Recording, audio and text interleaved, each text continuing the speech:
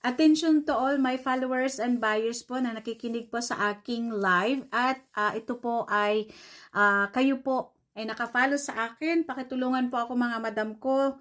Magbibigay po ako ng 30,000 instant cash kung sino po makapunta po sa Uno Bank at CIMB Bank. Ibigay ko po ang account number. Tapos para matrace po kung saan po nag-apply at anong address po kasi ginagamit po ang buong pangalan ko. Wala po akong Uno Bank at CIMB Bank. Parang tingin ko po isang tao lang po yan. Parang Tagalog. Kasi hilig siya mangkrap po. Marami na pong na-scam tong taong to. So kung sino pong makapagturo, kung may malapit po kayong CIMB Bank and Uno Bank, ibibigay ko po ang mga account number.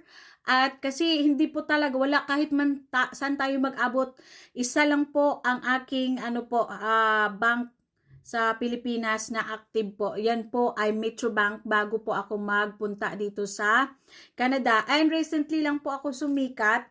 So wala na po ako dyan sa Pilipinas. So how can I create an account sa Uno Bank at CIMB Bank? So sila po ay gumagamit ng mga fake na ID, nag-apply online, and please lang po pakitulungan na to. Ito po ang galawan ng mga scammer. Kung sino pong makapagturo sa akin at tutulungan ako ma-report ito sa kaukulan ng mga na dyan sa Pilipinas para mahuli itong scammer na to na gumagamit po sa aking po. Tulungan nyo ako yung mga na-scam po para mahuli natin po. 30k instant cash po ang aking ibibigay at sino pong tutulong sa akin para makakunik po ako sa kinaukulan. Kasi namimihasa na talaga. Ako po ang kawawa. Kasi ako po ang nakikita nila sa live. Tapos sila po ang nang-i-scam, hindi po ako. So you have to help me po para po wala na pong ma-scam na tao. So ito po yung ginagamit na recently na pinapasa sa akin. Ito yung WhatsApp niya. So ititigil ko na po ang pagbibigay sa inyo ng WhatsApp. Meta verified na lang po tayo makipag-transact mga madam ko. Without Meta verified or blue check, hindi po yan ako, paki-block na lang po mga madam and sir. Tulungan po ako.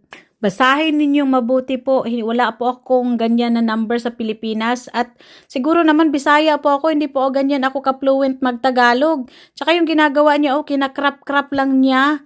So, dapat naman po kayo, dapat i-verify nyo talaga, i-click profile nyo ako. Dapat may blue check po, dapat. Tsaka, bantayan nyo po, yan, nagbalik-balik na po yan yung Uno Digital Bank, Uno Bank, at saka yung, yung account number na yan, ginagamit po yung pangalan ko. Paano ako maka-apply sa Uno Bank? Nandito na ako sa Canada. Metro Bank lang po. Gian Monleon lang po ang aking legit na account dyan na active at saka BPI ng kapatid ko, Jiplole Mikabali yung MOP namin. Tignan nyo naman po, hindi naman po ako mag-email.